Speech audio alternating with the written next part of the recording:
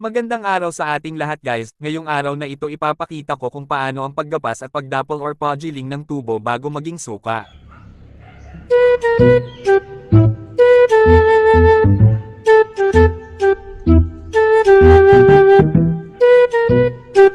Una, tanggalan ng dahon ng tubo. Ipunin ang dahon at ibilad sa araw ng 4 hanggang 5 oras para gamitin pangtali sa tubo.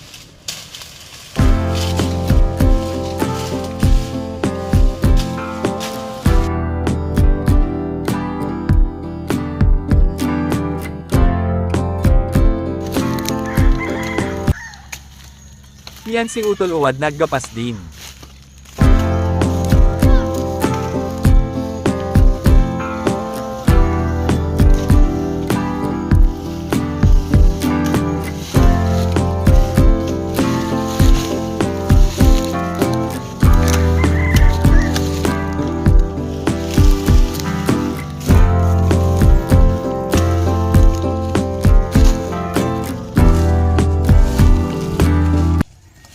Siya naman si Uncle Manny, veteranyo na sa paggagapas ng tubo.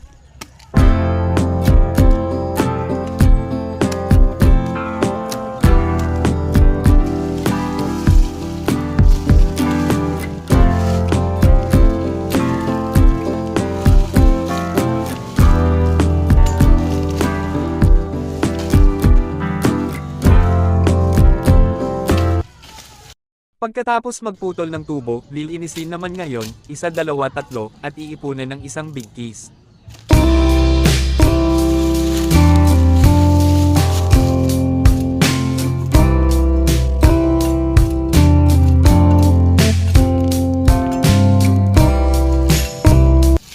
Ngayon naman ay tatalian na ni Uncle Manny para madali ang pagbubuhat at podziling sa tubo.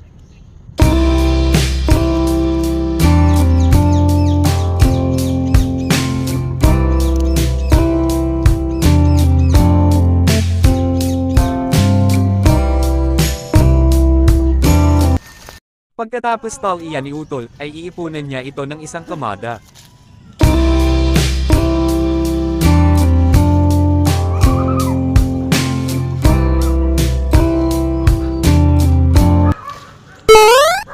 At tatabonan ng tuyong dahon ng tubo para hindi matuyo ang katas nito. Selfie muna ako dyan, hehe. At dumating na nga yung araw ng pagdadapol or podziling ng tubo.